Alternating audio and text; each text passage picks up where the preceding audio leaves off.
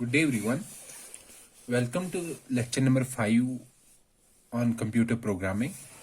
And in this particular lecture, we will discuss how numbers are represented in 2's complement representation. In our previous video, we discussed sign magnitude representation and 1's complement representation. And in today's video, we will discuss the 2's complement representation. So this is the most commonly used representation that is used to represent numbers in our computer systems. And this particular representation we will be using throughout the course. Okay, so let me recap the previous video a little bit. So as I said that if I have n bits, then and if I have unsigned numbers, unsigned means I have only positive numbers, then how many numbers I can represent? I can represent 2 raised power n numbers. And the range is 0 to 2 raised power n minus 1. And if we have same n bits, but we have signed numbers, then we discussed that again we can represent how many numbers? 2 raised power n. And half of these numbers will be positive and half will be negative. And in this particular representation for representing signed numbers, we discussed signed magnitude representation and 1's complement representation. And today we will discuss 2's complement representation. 2's complement representation for representing signed numbers. Okay. So how signed numbers are represented? If we have to represent any number,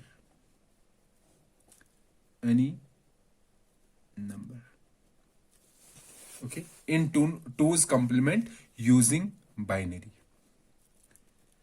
then in the binary itself, the same that we discussed in sign magnitude and 1's complement, the most significant bit will determine whether the number is positive or negative.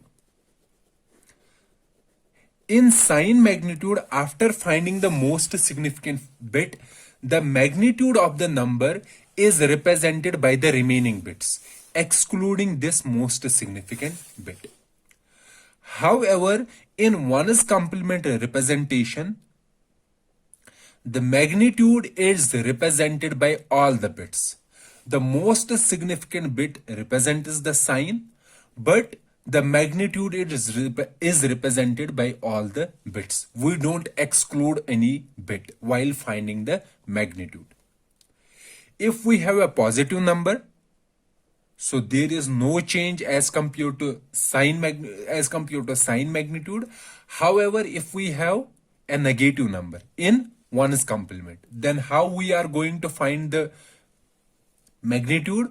We find it as 1's complement. So in 1's complement, so let me recap this. 1's complement. So what was the method? If the number is positive, then simply convert bits to decimal, all bits.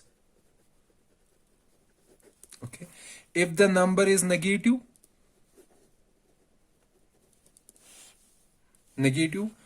find 1's complement of all bits and then convert to decimal. That will be our number. This is how binary number which is represented in 1's complement is converted to decimal. Likewise, if we have a decimal number, if it is a positive number, simply convert it to binary and add 0 at the most significant position. 0 represents a positive number. If it is a negative number, then first find the binary representation of it as positive equivalent, okay, and then find it as 1's complement. That 1's complement will represent that particular negative number. So in 2's complement,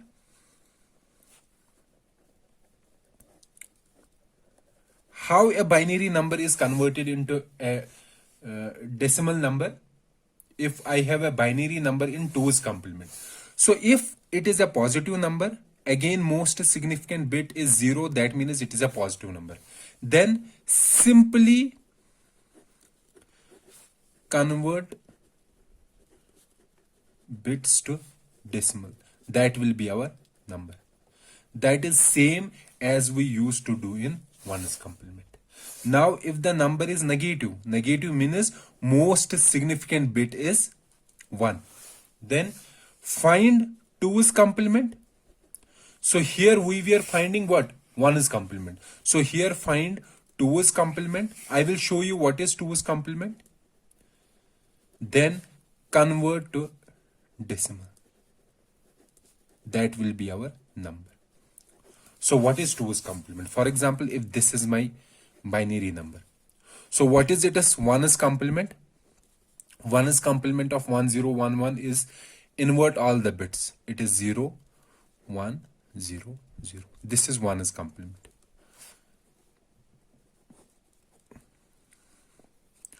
Two's complement of this number will be first to find 1's complement, then add 1 to it.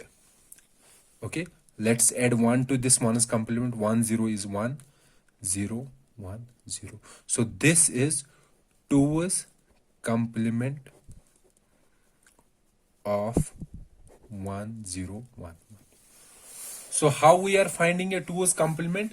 First find the 1's complement and then add 1 to that 1's complement. You will get the 2's complement. Okay, so let me give some of the example. Let's say this is a number in 2's complement. So how will we convert this number into decimal? So first this is positive. Okay, so it is a positive number. So if a number is positive, simply convert bits to decimal. So simply convert these bits to decimal. So it will be 3. So the number is plus 3. Now if we have this number, so the number is negative. Why it is negative? Most significant bit is 1. So the number is negative. Now to find it as magnitude.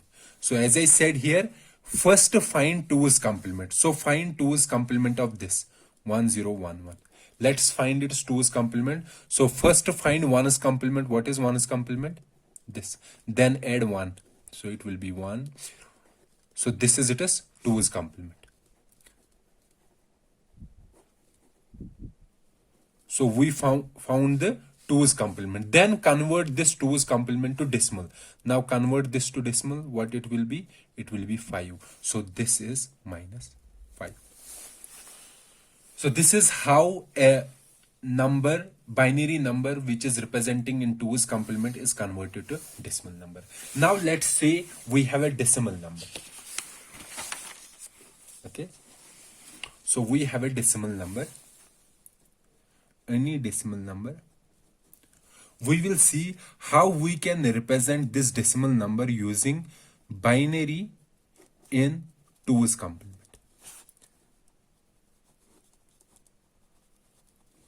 Okay, let's take any decimal number. Let's take 7.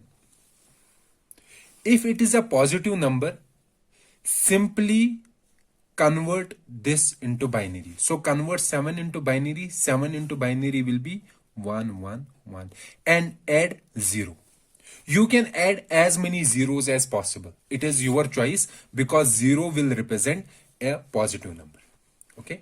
Now if we have, let's suppose minus 7. How I represent minus 7 in 2's complement? Okay. So in 2's complement, minus 7 will be represented like this. First, remove this sign. So when we remove this sign, what will be there? 7. First convert 7 to binary. 7 to binary will be 0, 1, 1, 1. Okay, this is 7. But we want to represent minus 7. To represent minus 7, find 2's complement of this. So what is 2's complement of this? 1's complement will be this. And 2's complement will be add 1. So it will be. So this is 2's complement of plus 7. So this was plus 7. So 2's complement of plus 7 will be minus 7. So the representation of minus 7 will be, this is minus 7. Okay, let's say now I have 3 bits. How many bits? 3 bits. Now let's see how many 2's complement numbers can I represent using 3 bits. Or we can say, what is the range in 2's complement by using how many bits? 3 bits. Now first thing we have to do is to find how many combinations we can have using 3 bits. Using 3 bits, how many combinations will be there? 2 raised power 3, that is 8. So let's see if there are 8 combinations. 0, 0, 0, 0, 0, 1, 0, 1, 0, 0, 1, 1, 1, 0, 0, 1, 0, 1, 1, 1, 0, 1, 1, 1. Let's see. 1, 2, 3, 4, 5, 6, 7, 8. So using 3 bits, we can represent how many numbers? 8 numbers. Or we can say if we have n bits, how many numbers we can represent? 2 raised power n. Okay. So let's see, we have 3 bits in 2's complement. So this is in 2's complement, this is in 2's complement, all are in 2's complement. Okay. So now let's see this is in 2's complement. What will be the value, actual value, if we convert this to decimal? So it will be 0, this will be 1, this will be 2. Since these are positive, so it will be same, 3. Now let's see this one, 1, 0, 0. So this is 1, 0, 0 in which format? 2's complement. So let's convert it into decimal. This is negative number. Okay, so it is a negative number. Now we have to find its magnitude. How to find the magnitude of a negative number in 2's complement? Find it as 2's complement first. So what is 2's complement of 1, 0, 0? So 1's complement is 0, 1, 1. And 2's complement will be add 1. So 1 plus 1 is 0. Carry will be 1. 1 plus 1 is 0. Carry will be 1. So convert this to decimal. So converting this to decimal will be, it will be 4. So this will be minus 4. Okay. So this number will be minus 4. Likewise, if you do, this will be minus 3. This will be minus 2. And this will be minus 1. So this is in 2's complement. However, if it is representing numbers in 1's complement, then this will be plus 0, this is plus 1, plus 2, plus 3, minus 3, minus 2, minus 1, and minus 0. This is in 1's complement. And sign magnitude will be, this is plus 0, this is plus 1, plus 2, plus 3, minus 0, minus 1, minus 2, minus 3. So this is sign magnitude. So using 3 bits, you can see here the range is minus 4 to plus 3. Here it is minus 3 to plus 3. And here also it is minus 3 to plus 3. And here we have 2 representations of 0, plus 0 and minus 0. Okay. Here also we have 2 representations of 0, plus 0 and minus 0. Here we have plus 0 to plus 0, only one representation. And there is one additional number, that is minus 4. So range is from minus 4 to plus 3. So using 3 bits in 2's complement, range is from, if you can see, 2 raised to power 3 minus 1 minus 1. So it is this to 2 raised power 3 minus 1, 2 raised power 3 minus 1 minus 1. So using 3 bits. This is the range in which 2's complement.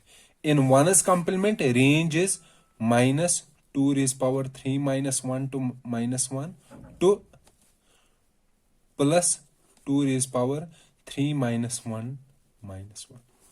And here the range is same. Okay. So this will be minus 2 raised power 3 minus 1. It will be 4 to plus 3. And here it is minus 3 to plus 3. So if we have, so let me come back here, 2's complement. If we have n bits, then how many numbers we can represent? Again 2 raised power n. And the range will be minus 2 raised power n minus 1 to plus 2 raised power n minus 1 minus 1. Now in 2's representation, let's take an example using 4 bits. Okay, let's say we have 4 bits. Then what will be the range? The range will be minus 2 raised power 4 minus 1 to plus 2 raised power 4 minus 1 minus 1. That is minus 2 raised power 4, it is minus 8 to plus 7. Okay, so we can say it is kind of a circle in 2's complement, and here we have 0. So here I am saying 4 bits. Then we have, if we increase 0 by 1, it will be, after 0 we have 1, then this is plus, then 2 plus 2, then plus 3, then plus 4, then plus 5, then plus 6, then plus 7. After plus 7 we have minus 8, minus 7, minus 6, minus 5, minus 4, minus 3, minus 2, minus 1, and 0. So we can move in this circle. So this point is the point where we are going out of this range. So that means if we add 1 to 0, it will be 1, then 2, then 3, then 4, then 5, then 6, then 7. So if we have only 4 bits, so 7 is represented in 4 bits, it will be 0, 1, 1, 1. Now if we add 1 to this, so let's add 1 to this, 1 to 7, 1 plus 1 is 0. Okay, 1 is here, 1 plus 1 is 0, 1 plus 1 is 0, and 1. So adding 1 to 0, we will get this 1 0 0 0. Can you see what is 1 0 0 0? 1 0 0 0 is, it is a negative number because most significant bit is 1. Okay, and if you can find it as value, it will be minus 8. So that means if we are doing plus 7 and we are adding 1 to it, actually it should be 8, but 8 cannot be represented using 4 bits. Okay, we can only represent up to plus 7. We cannot represent anything above 7, plus 7 using 4 bits. So that means by adding 1 to this 7, we are going out of the range. So instead of going out of the range, it will go to minus 8. Okay, so after 7, we are going to minus 8. Okay, then minus 8 to minus 7. For example, if I did plus 7 and add 2 to it, it will go minus 8, then minus 7. It will be minus 7. The value will be minus 7. So that means in this particular format, it is kind of moving into a circle. So if we are doing some operation, for example, here adding 1 to 7, we will get a number plus 8, but this 8 is outside our range, outside the range that can be represented using 4 bits. So that means there is an overflow.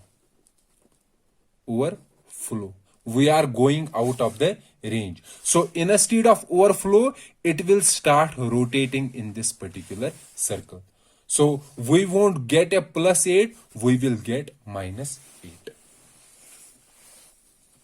Fine. So this is all about 2's complement representation, and in our entire course we will only use 2's complement representation. Remember this. And remember the range. The range will be minus 2 raised power n minus 1 to plus 2 raised power n minus 1 minus 1. Okay. So if I have 8 bits, so using 8 bits, how many numbers can I represent?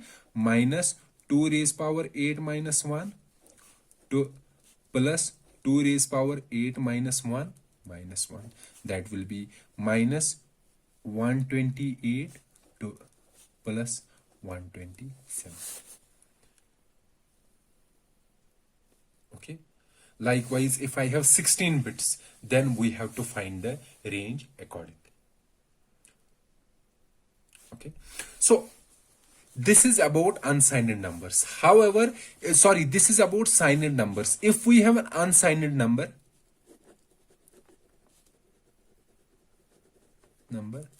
and we have 8 bits, then what is the range? Range is 0 to 2 raised power 8 minus 1. That will be 0 to 2 raised power 8 is 256 minus 1, 255. This is for unsigned numbers. And this is for signed numbers. You have to keep these two things in mind. So for unsigned numbers, if we have n bits, the range that can be represented is 0 to 2 raised power n minus 1. Okay. Now let's say, so this was about representing binary numbers. Okay. For example, if I have a number 15,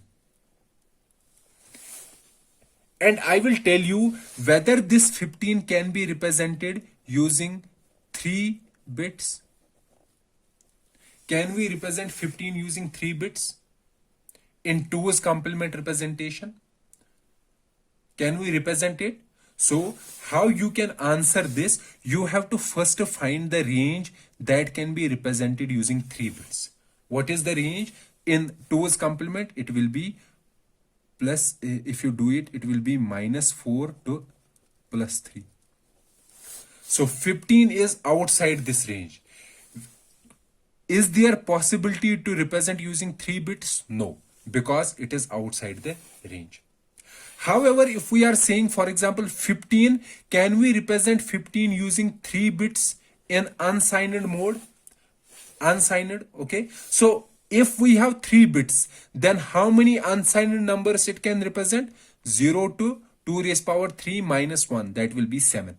So again, this is outside the range. Now let's see, can we represent 15 using 4 bits?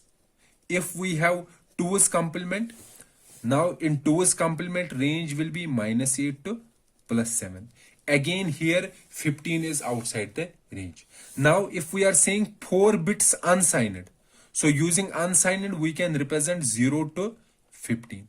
Yes, so 4 bits can be used to represent 15 only if we are representing signed numbers. And the representation will be 1, 1, 1, 1 if you convert 15 to binary. Okay. So for unsigned numbers, you don't have to care about the bit, or we can say you don't have to care about the sign bit. All the bits will be representing the magnitude. Fine. Now let's see about the memory. Okay. Let's see what is happening inside the memory. So let's say we have a memory. In our computer system, we have a memory. So let's say this is our memory. And memory is organized in terms of different locations. For example, there will be different locations in memory.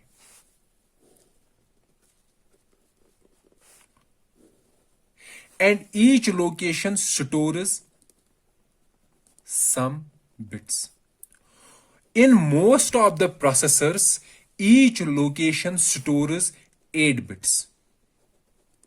How many bits? 8 bits. So 8 bits form a byte. 8 bits is a byte.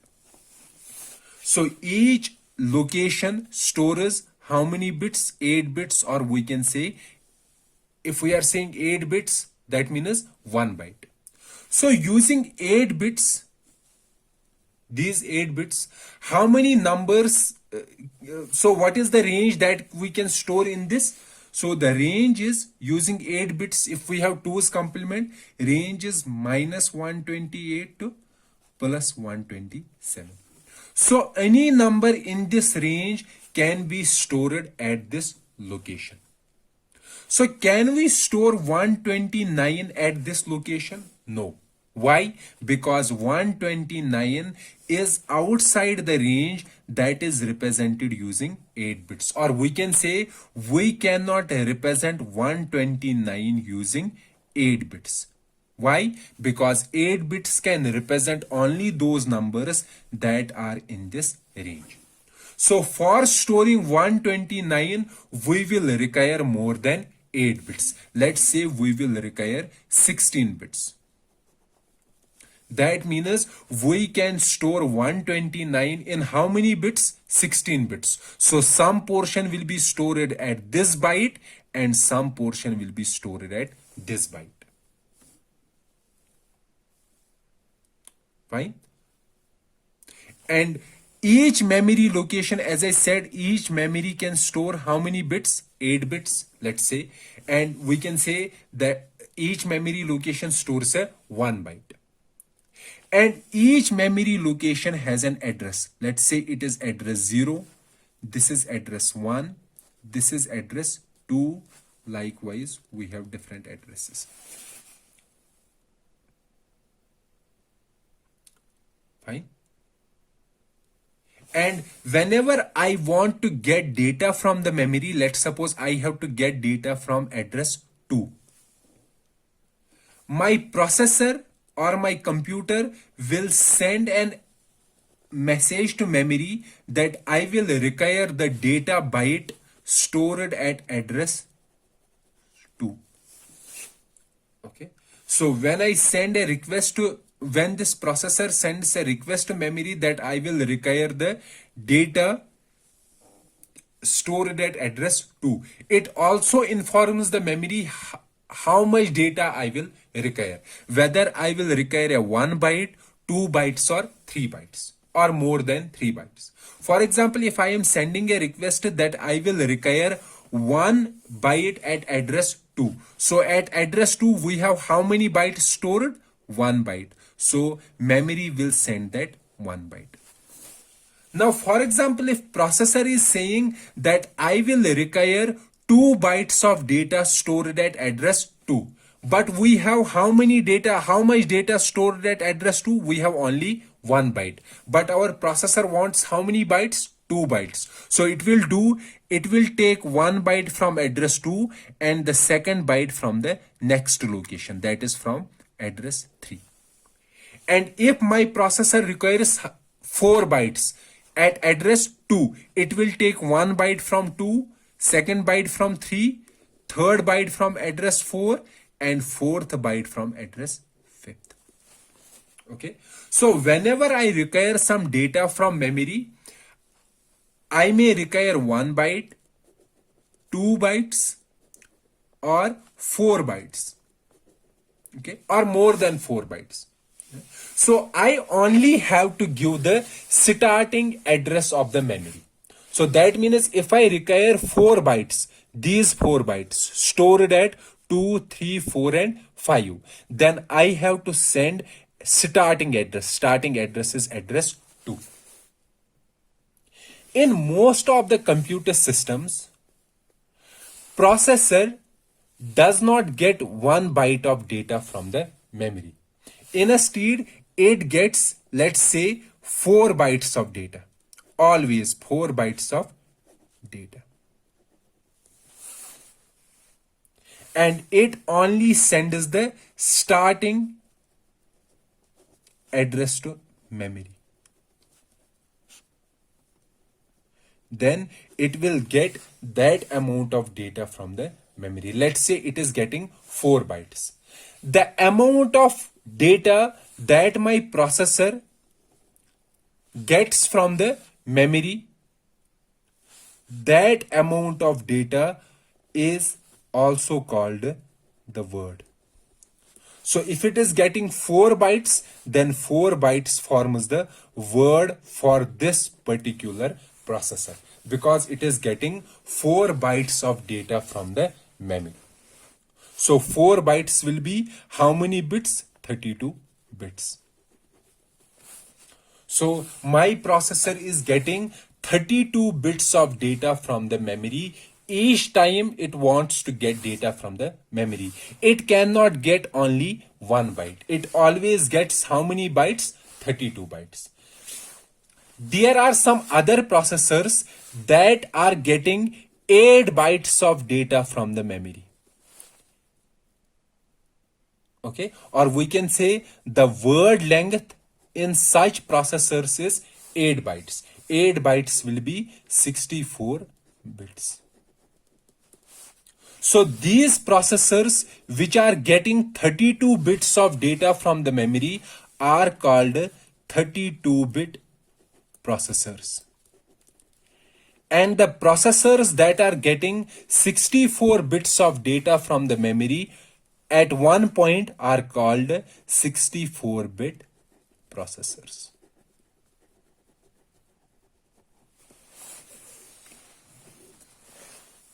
Okay, so let me recap here what we are discussing. So these things are not very important here, but I'm telling these things here to make the things clearer to you.